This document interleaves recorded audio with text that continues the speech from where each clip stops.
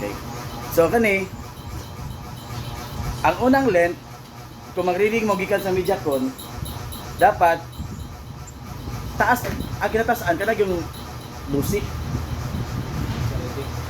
Isa ka length na pag mabot kina siya mulapas kina siya dusi na ang iyang quality sa kuan ang quality niya sa kuan sa iyang tawag na transmission sa iyang kuan sa kable mao na siya pag abot na sa unahan na 30 na oh so dapat maximum na gyud siyang 12 o negative 12 sa unang length nga walay sumpay okay magreading na po kasi kaduha mo ni kriteria maximum na dapat G's or below na sa unang sumpay unsa ni mo pag sa tawag na pag reading nga wala man ay Mediacon dia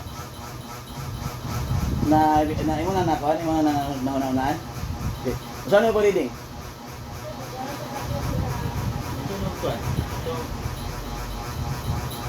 So, nakapag-reading? oh Meron ba? Ikadua.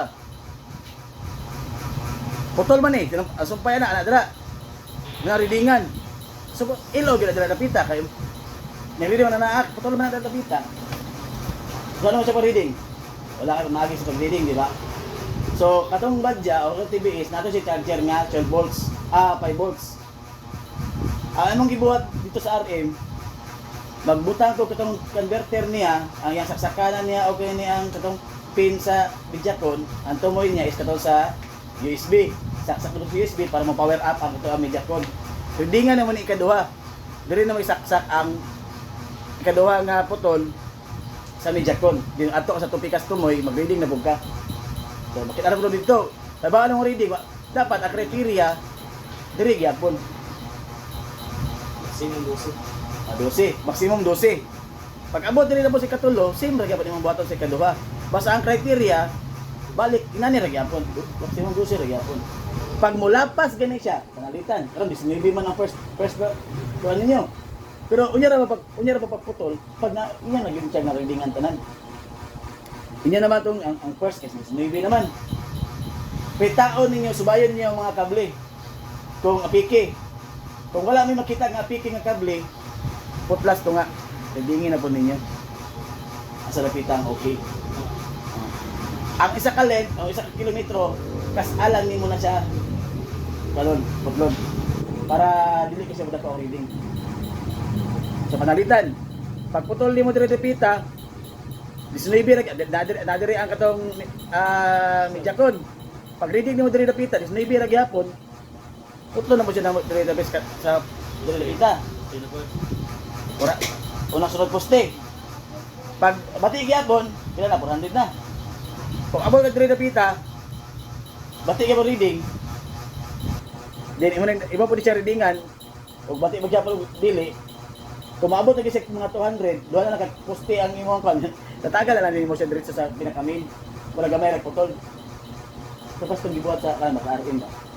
Nako ni mga sisipot ka kunahuna niya. Kusa ba nako ni?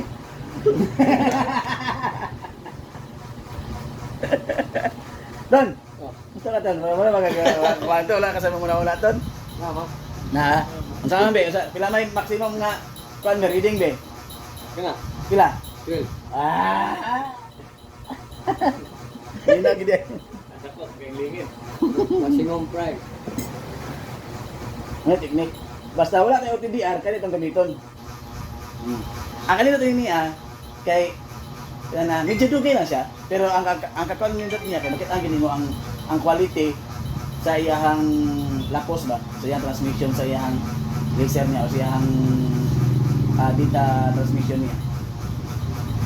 Nagets mo? Okay, ano ra? Maximum ra nato ang ulang length. Pag mulapas kanina 12 na ginag something. Imo nang putlon dapat mo tupong siya sa maximum niya at or mo ubos siya sa maximum. Na loss ang tawagan. Gets?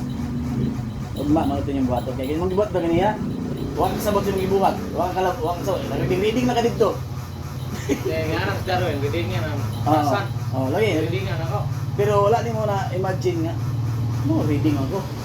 Basta nagsunod lang kasi giingon si mo ha. Dito man ang kan, paingon nito sa ano. Amo gani. So dapat magbuhat ng strategy nga. Ano yung mga gid ba? So lagi sulayan ka na mo gani ha. Wala gid ka na mo adtua. Sulayan ka na mo imong kaburiton ba? Kasi buriton ka ta.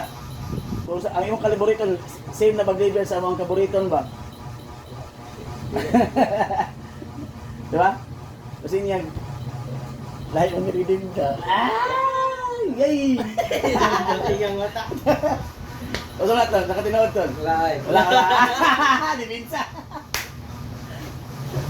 Ipit ang bawal umangi ka ni. So wala na ha. Pangapit na ta.